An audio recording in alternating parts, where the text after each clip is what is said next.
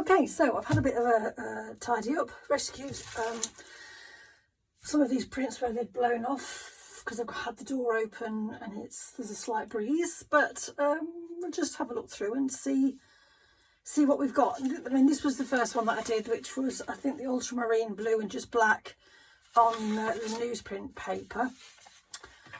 I don't know whether it's because I'm not quite mixing in enough, or perhaps I'd be better off mixing it prior to applying it to the plate, but then you do get some nice effects. So a bit of trial and error, I think that's the way to go.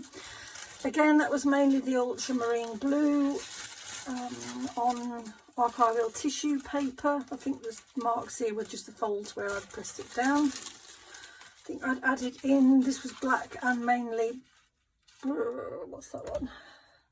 Burnt umber. Again, just some marks from the creases in the tissue paper. And then obviously you can see where it sort of blew and caught as I lifted it off. Got quite a nice already positioned horizon line, even though it's almost like chopping it in half. So this was on the Deli paper. Again, the same sort of combination. It could be quite nice. You know, use that as a background, see, and again some marks on here. Then we were using the, what is it, the Titan Green Pale and some, I think it was powder blue. And again, these are, I think I sprayed, this is on just printer paper, copy paper, and I sprayed some very fine droplets of water over it. I do like this colour. I think it needs something to just give it some oomph. Then I was trying to do a dry brush mark. So I put this, I think this was the powder blue and pale violet. And I've got a very old tatty brush, perhaps could have done with a slightly larger one. And I know what the issue is. I got all sort of conscious about what I was doing. Instead of it being intuitive, I just got very conscious, and then therefore the brush mark became very stilted. But I can see that the process would work. I just need to get better at doing a brush mark, really.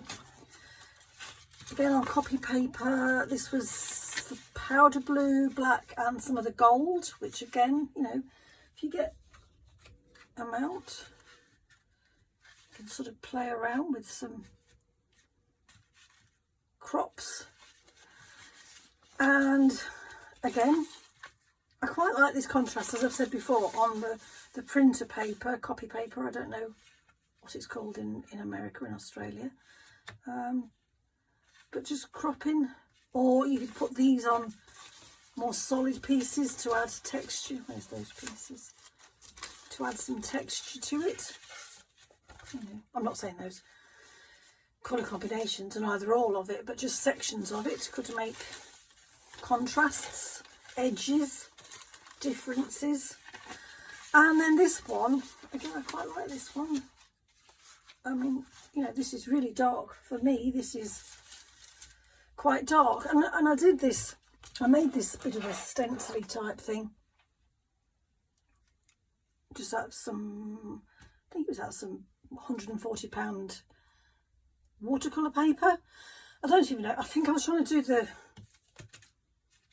horizon, or a sort of a path going through the wheat fields. And then I know you're supposed to put your stencil on and then do your paint over it, but then I did it slightly backwards way on. I applied the paint, then I put this on, then I rolled over it, which obviously got these marks here. I sprayed slightly drop of water on it, and that was the outcome, and I quite like that. So there we are, results of today's efforts. And again, it's now back to going through them, critiquing them, having a play, cropping, seeing which ones I like together, side by side, which highlights work and not. But strangely enough, I find this a much easier way of experimenting with colours than if I was mixing watercolours and painting on paper. It seems a bit less intimidating somehow, I don't know why. I mean, obviously being able to play around with them, you know, laying sort of colours and textures alongside one another, again, seems a lot less intimidating. So why not, if you've got a jelly plate, have a go, show me, let me know your results and what you think as well. So speak to you again soon.